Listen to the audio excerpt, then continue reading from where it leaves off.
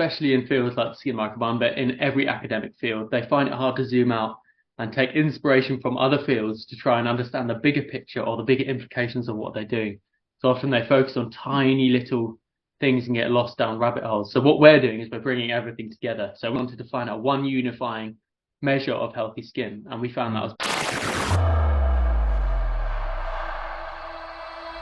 Sam and Kit Bowen-Russell, who really took skincare into their own hands. Twin brothers from the UK who are taking the skincare industry by storm. Sam is a nuclear astrophysicist, and Kit is a geophysicist and author. A Notre Dame grad and his twin brother are looking to revolutionize skin health. The two launched a 2-year intensive research study. Two very smart guys who knew all about bad skin at a very early age. That woman at the end was our mum, and really she's the face which launched 1,000 questions for us.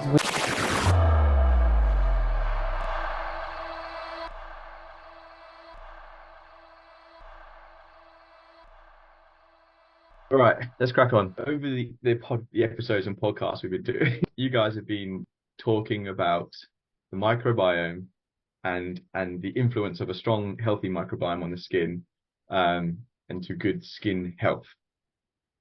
And I think a couple of times we've kind of tried to point holes in that, but I think you guys recently have had some feedback again around certain studies that might indicate otherwise.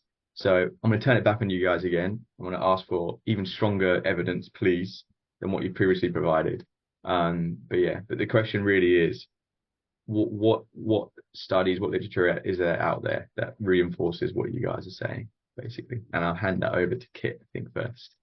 Yeah, I'll take a back seat. Okay, I'm going to break it up into a few main points. The first main point, basically what we're doing is we've said that biodiversity is the only reliable indicator of ecosystem health at the moment, or the skin health. And you're asking us, you're challenging us, Adam, and you're saying, okay, how does that hold up in court to scrutiny? Is that true, or is that just your guys' opinion? So basically, we're going to do a thorough analysis of all the research. So first thing I would say is that the overwhelming majority of ecosystems all across nature, if you look at an increase in biodiversity, researchers say this equates to increased health of the ecosystem. Or if you have biodiversity loss in ecosystems, researchers are always talking about the adverse effects of this. So all ecosystems in nature, on the whole, show this trend. But then we've had at conferences and other places we won't mention, we've had people saying, okay, well, sometimes in nature these things appear to be true, but the skin isn't nature.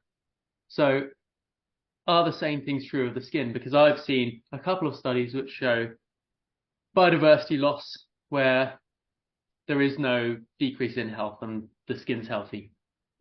So what we did is we went through and we did a thorough analysis of 70 different papers, or over 70 different papers, which talked about certain skin problems and dysbiosis on the microbiome, the skin microbiome, which just means an unhealthy skin microbiome, and where they mentioned biodiversity or biodiversity loss.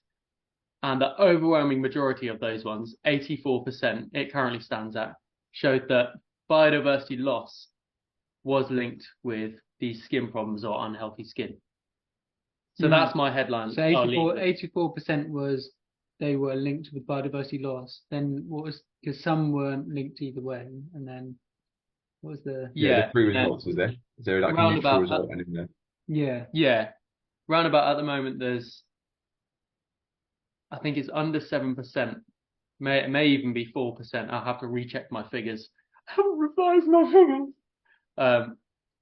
So I'm so sorry, Adam, for mucking up the whole podcast. Oh, it's genuine, mate. Yeah, no, exactly. That's a good point. Right. So it's round about 5% showed a biodiversity increase with relation to skin problems or unhealthy skin, which to me would be the anomalous results. And again, we can go into the detail after what might have occurred there. Personally, I think there's loads of different sampling methods, loads of different methodological methods which could have contributed to this confusing finding. But then also there was quite a large percentage in the middle of that. Think about what's What's 16 minus 5? 9. Adam? No, 11. Yeah. Good man. Well done, Adam. So 11% actually showed no change at all in skin problems. So again, we're looking at a very small percentage. The overwhelming majority showed that diseased skin. Hello. We say it one more time. So 11% of the studies that you looked at indicated that if there was a reduction in biodiversity on the skin, that there was no negative impact on the skin health. Is that what you're saying? Well, yeah, it wasn't. You're right, but they just linked it, so they didn't show which one was the cause. So they just said if you have acne, for example, this equates to a loss in biodiversity. That's all, really. So different skin problems, different people with different skin problems. Some studies showed how. Yeah, but what's the main thing? So 84% said that biodiversity loss was equated with. Yeah, so 84%. That's the main figure. 84% showed that damaged or unhealthy skin microbiome was correlated with biodiversity loss. Yeah. So that was a common finding in what we call dysbiotic skin microbiome, which just means unhealthy, out of balance skin. Okay. My next question is, what's the technical term again when you are analyzing multiple studies? Oh yeah. Systematic review. Systematic review. So when you're doing the systematic review, is there potentially a problem with, like you said, I guess the causation and implication of what someone's trying to figure out, right? Like maybe different papers are trying to figure out different things. I don't know, maybe. No, that's it. You're asking about causation and correlation, right? Well, that was his first point, and then Adam's incredible brain went on to the next point already. But Adam, quickly on. I'm a single-celled amoeba. My brain can't keep up with more than one question, so I'm going to answer your first question. So basically, what Adam's saying is, are some papers inferring that biodiversity? I don't know. This is what I feel.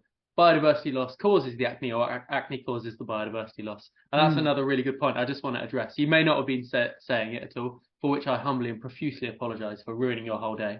But, yes, that's the thing. A lot of these papers aren't saying that acne causes biodiversity loss or biodiversity loss causes acne. But one of our big research areas, which we're going to have some exciting news within the next week, is that we think that biodiversity loss actually actively contributes to the skin problems instead of just being an indicator that they're there or they're happening. Okay, got you. So a lot of those papers that you were looking at were probably more indicators than trying to find out the causation and correlation. Is that correct? They don't talk about causation. They just show, okay, someone with acne has reduced biodiversity. That's all they do. They don't say what causes the other. Got you. Okay. So there's a gap then in the literature in general of really trying to figure out what the causation is. Oh, absolutely. Yeah, okay. So there's many gaps, but you've just hit your finger on one of the biggest gaps at the moment. Is people think that biodiversity loss, well, we're talking about just the skin. They think that biodiversity loss is a symptom of the disease as opposed to something which actively contributes to these skin diseases and other diseases. And as I said, we're going to have a really exciting announcement in the next couple of weeks. Which we can't say anything about right now, right? It's top secret.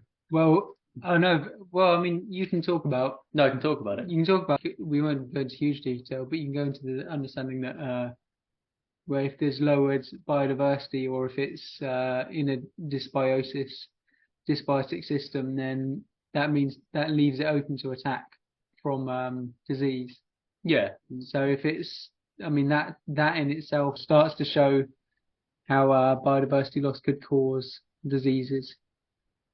Yeah. Can I link in something from previous episode as well on the topic of the gap in the literature potentially, which was, I think we've discussed it probably 2 or 3 episodes ago, where we said because the topic is so complicated, and I think Kit, this is mainly you, like, you know, because there potentially are, and I was trying to get into the microbes, that are certain microbes, the things that are potentially causing this disease. You said, if you start going into those kind of weeds, then, you know, you could spend a lifetime times how many times to try and figure that out, and you still not forget there. Is that potentially why there is a gap in the literature again? Like it is a fairly complicated topic, or? Yeah, but at the same time, a lot of people they spend all of their time on these. They spend they spend all of their time on these little or very small parts, and they don't zoom out and look at the big picture. So if everyone else was, or the majority of people were putting their time into researching biodiversity loss and how it influences systems, then we would be getting much closer to the answer. Well, let me just say, I think there is a gap in the literature for a few reasons. Number one is that lots of academics focus on the very small, minute details, and they get lost down rabbit holes, and they can't zoom out and see the bigger picture, which is why we're here, and which is why we're leading the whole world, including with our new research on biodiversity on the skin microbiome. And this new research, going to be published in a few days, is going to absolutely shake up the whole skin microbiome world, because no one has ever published a paper anything like it before. Okay. And again, I can't talk about that. Yeah, you can. Yeah, you can. Don't talk about it. Why would actually you'll kill me? But why is it going to shake up the industry, or what you're going to call it? Well, basically, as we said, people, especially in fields like the skin microbiome, but in every academic field, they find it hard to zoom out and take inspiration from other fields to try and understand the bigger picture or the bigger implications of what they're doing. So often they focus on tiny little things and get lost down rabbit holes. So what we're doing is we're bringing everything together. So we, as we said before, Adam, we wanted to find out one unifying measure of healthy skin, and we found that was biodiversity. So the great thing about our new paper is what we're doing is we're showing that the biodiversity loss in ecosystems all around the world, that catastrophic biodiversity loss, is being replicated on the human microbiome. But everyone knows that for the gut, but we're doing the first one showing that the same thing is happening for the skin. And then lastly, Adam, before your incredible Renaissance man mind cuts in, I just want to say, and then how that is linked to the chronic disease epidemic in the Western world. And how it's linked to the whole world, all the problems we see in the sort of in our large ecosystems like the Amazon rainforest, how we are actually linked to that. Yes. Okay. You just said something where you said you found a unifying like measure, I guess. Is that the correct word? Yeah, we called it a measure, but yeah. And again, to be really clear, that's you guys. That's no one else. Or we first proposed it for the skin, so we were the first in the world to propose that biodiversity, and we actually made the first ever skin health measuring mechanism using biodiversity. So no one else before us had proposed any sliding scale for what skin health looked like, because it was very hard, as we said, to find individual microbes. Agreed. So then my next question is like, surely as scientists, you want other people to take your theory or your concept, right, and run with it and do their own studies, right, or to come up with their own ideas. Have you guys any feedback, or you seen anything in the Yeah, well, the funny thing is, academia and academics are incredibly slow. So far apart from being these quite enlightened, intelligent people, and again, this isn't an attack, it's just shows how academia actually goes quite slowly. People are slowly cottoning on, and if you've noticed, since we published our papers, and especially that one, within the whole skin microbiome world, people are slowly understanding how important biodiversity might be. Yeah. But it's happening very, very slowly. We're happening slowly in academia. But it's more advanced in other areas like other ecosystems and even the gut. It's so much more well established, this link between biodiversity and ecosystem health. Say if you're an academic researching the skin microbiome, a lot of the times they don't look at, say, gut microbiome research, because they go, oh no, it's completely different, or it's different to this ecosystem. Yeah. Whereas, I mean, the thing that we always work on is that the similarities between all of these ecosystems, and we can learn from all of these different areas and put that into practice on the skin microbiome, so it's not any different. Yeah, because Adam, let me ask you a question. If you looked at the overwhelming majority of ecosystems all across nature, and they all displayed this one underlying theme, would you be more inclined to say that the same was happening on another ecosystem, like the skin, even though it hadn't been fully found out yet? Yeah, I get you. Yeah, the more instances across different scenarios that you see could potentially, I guess, lead to the same thing happening in the scenario we're talking about. Yeah. I've just remembered the other thing that's going to come out in the paper. But what we try and do is we also then, because we've just said to you, why, oh Adam, well if you've seen it in that ecosystem, then it should relate to this one. But that's sort of a bit more flimsy of an argument. And no, as in it makes sense, but then I said the overwhelming majority. No, no, but then the majority, but then also Don't twist my words. Right? then we went into why in this paper. So we had to link in this paper the underlying reason for why, and it was all to do with the physics of it. Oh yeah, Adam. So the physics of entropy. Yeah. You know, we did a. I remember that. Adam would love that. Remember that. We've done it, mate. On entropy, I love that one. For some reason, that made me laugh because we kept going on about sandcastles and then. Oh yeah, but no, it's exactly that. Yeah. So, but the underlying everything was, we were talking about is entropy, and then non-linear physics. So then saying that, well, if everything is governed by this and all these ecosystems, that is what they are governed by, then no matter whether you find an ecosystem in the Amazon or ecosystem on your skin, they behave with the same these same underlying principles. And that's what really, because otherwise we're just saying, well, it's an ecosystem too, and what does an ecosystem mean? So then we had to say, well, So what? How did we do that? Just very simply. Well, I mean, what you want to go into? No, just say we showed that. I didn't know how much you wanted to say from you. Well, loads of scientists. This is why you need to take a step back and look at these things from another perspective, from another area of research, because many ecological science researchers, they understand that ecosystems are governed by things like nonlinear physics, and they understand that entropy and ecosystem health are intrinsically linked, or ecosystem stability. So what we did was just to back up our argument about biodiversity being the measure of ecosystem health. We showed the link between entropy in physics and ecosystem health and stability. That's it in a nutshell. We can talk about it in more detail. Entropy and biodiversity. Sorry, entropy and biodiversity. Yeah. Yeah. Exactly. And there is a really, really strong relationship there, showing that biodiversity is.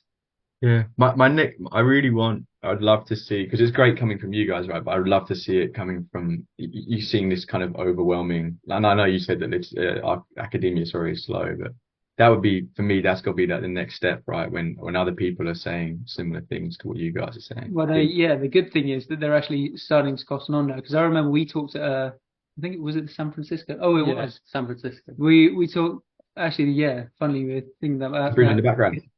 What's that? Bridge in the background, is it? The Golden Gates? Yes. Golden. Is that the Golden Gate? Is it? I don't know. You're in America. Looks kind of golden to me. I think it's Adam's background though, just to be quite clear. It's actually there. Oh, you're not there. Okay. Thanks for confirming. Adam's hovering in a balloon above the Golden Gate Bridge. Just swaying. Sabine in the balloon. But we thought pretty golden. Yeah. Anyway, carry on. That's most of the time, but yeah. No, it probably is it. No, it is it, I think. But we talked there, and then that's where we basically introduced sort of America to the concept of skin microbiome and biodiversity.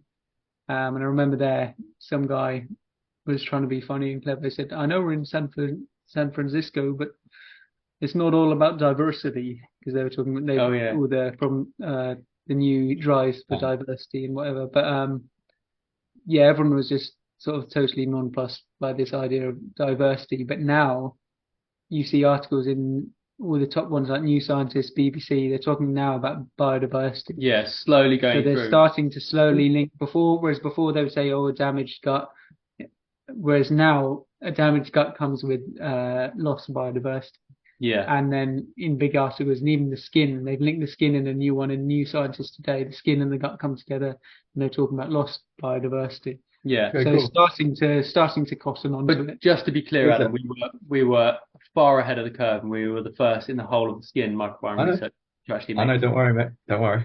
So we're always ahead of the curve. So it'd be nice when these poor little measly scientists at Harvard and Yale cotton on, but it'll be a few years before these tiny little sheep. That's how you get them on your side, right? By calling them measly scientists. What's that article? Have you got the link to the article, by the way? I think we should discuss that in a which one? you mentioned the BBC and linking. Oh, there's yeah, there's loads. that'd be good. I mean, Yeah. scientists Give me is two or actually. three. Give me two or three, not now, but for a Yeah, future episode, I think. That'd I'll be put them on the document. The New Scientist always has them now, and it's interesting because we get pushed all of these articles and things, but it's interesting to see over the years how before they were talking about biodiversity or diversity didn't come up as much, but now it's just so much. It'd be interesting to do a study on that. The words used in the articles, biodiversity loss, and you can to help your gut health, increase your diversity. That's coming up so much more, and then it's even starting on the skin. So, yeah, it's starting to grow in that respect. I've got to go in 4 minutes, but my last question, I don't know how long we take on this, but I do find, getting back to your analysis, that you found, Kit, around 84%, and more so the 11% of studies that didn't necessarily back up what you're saying. What's your takeaway from that 11%? What does that mean to you? That's a good one. Like, good question. Like, I'm trying to think of, maybe just to help you out a little bit, would be, maybe the severity of the okay, hold on, let me go. Maybe if you got a strong microbiome on your skin, and you reduce that a little bit, maybe just yes, that's a reduction, but maybe that little reduction doesn't necessarily lead to, like, physical things on your skin or whatever, like acne, but maybe a vast reduction for certain people anyway would then show that. And maybe those studies, yes, there was a reduction, but it wasn't enough of a reduction to really kind of just to see an effect, basically. Oh yeah, no, I love your thinking. I like that. Again, really good thinking. And again, there's a million things you can go into here, because basically there's loads of other factors that play, like genetics and stuff like that are going to play a big role. So someone may be more predisposed to these certain diseases anyway. So biodiversity loss on the skin isn't necessarily, or isn't at all, the only factor contributing to all of this. But we're saying it's one of the major factors. Yeah. Which reinforces that 11%, right? And again, like you said, they weren't necessarily saying cause and effect. They were just saying, a loss of biodiversity, and then these people had didn't have skin problems, right? Is that pretty much what their studies showed? Yeah.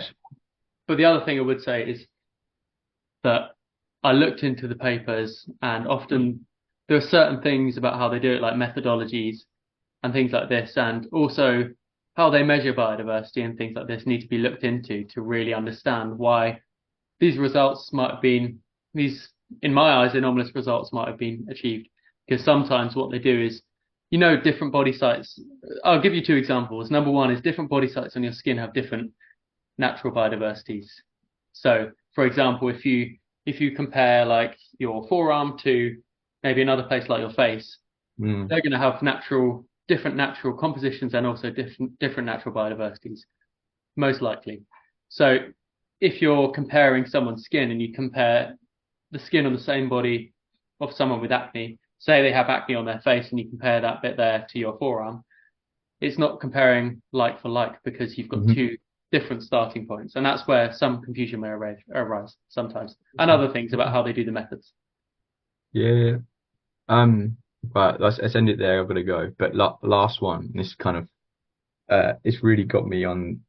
I think you were kind of leading to it in a way, like how good. It's almost like a score of how good a paper is, or a piece of literature. How accurate is it, or what are they trying to test? Did they? I don't know. But basically, my friend has this idea of because it's like with health and nutrition, stuff like that. You just see all this stuff out there, and it's really hard to go through it all, and then sometimes you got the bias, like from like conglomerates or whatever, like paying for those studies to be done, and therefore there is naturally a bias to try and find a result, right?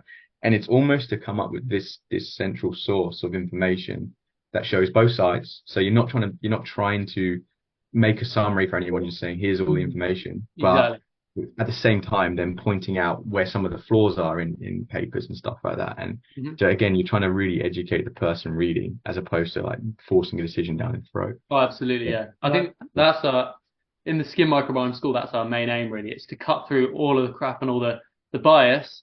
Obviously, it sounds like sometimes we have our own opinions, but they only are based on doing systematic reviews of all the data. So we look at the big picture and all of what all of the data and all of the research is saying, and then we form our views based on that. So that's how we do everything, Adam. You're right. You need an independent source instead of people paying for studies which say that their certain pesticide is very good. I won't go into names, but yeah, there's a lot of that around. You just and that's why I do think the systematic review, whatever you call it, is cool, because the more you see, probably the more informed you are, right? Yeah, you might have some results that are biased or whatever, but fine. But yeah, it's definitely the quantity you're looking at versus also the quality and potential problems with the study. That has to really all be factored in before you can really, I think, truly say, is this fair? Because you could look at 10 studies and some might go, great, 10 studies all showed the same thing, but they might all be fucking biased, right, at some point. Yeah. So, Adam, on that point, that's a really good point, because that's the thing about that was the crazy thing about this stat of 84% supporting the fact that biodiversity loss gives way to or is part of damaged skin, because on skin and biodiversity, none of it, no one's really talking about that, so they're not even biased in that way. But this came as a result against the bias in terms of they're actually biased in terms of type of microbes or type of the composition rather than the biodiversity. So they're biased against it, and it still came out as 84%. There we go. That's cool, right? But yeah, that's really cool, actually, in a way. But yeah, there we go. Brilliant. Right, Adam, we'll let you get off to bean mixing. Yeah, I got 1 or 2 more minutes. I think they're taking a bit of time to go on the call, but yeah. I'm trying to think where we're going. This is good though. This is good for the podcast. Why do we keep this in the podcast? By the way, that last bit that I mentioned about my mate, please don't include that in anything, because that's like his idea. I don't want to. I'm sure. I don't know. I'm sure maybe someone's tried it somewhere out there, but he wants to give it a go. So, but I think my thought is I'd love for you two to talk to him, because again he said he did. He's an engineer, and so again he's studious like you guys are. He's gone through literature and stuff like that. So, and his whole journey was around COVID and stuff like that. And that's when he really started. He tried to like fucking find stuff on it, and it was almost pointless. There you go. And COVID was awful. Yeah. But it highlights, and I the vision he has, I think is awesome.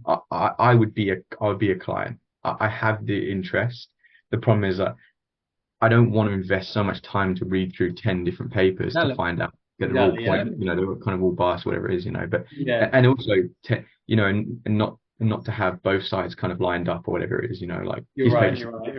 Adam, you tell him to look at in a similar vein, this company in the USA called Ground News. They do that for headlines and events going on. So they display what the different media outlets are saying, how they're phrasing it, and then how many of this say, if I don't know, an event happened in Palestine, and then they're saying how many of media that are right leaning reported it, how many in the left leaning, how many censor, and where there might be a blind spot, and that's why whether there's a bias and things. So I think Adam again is a libertarian.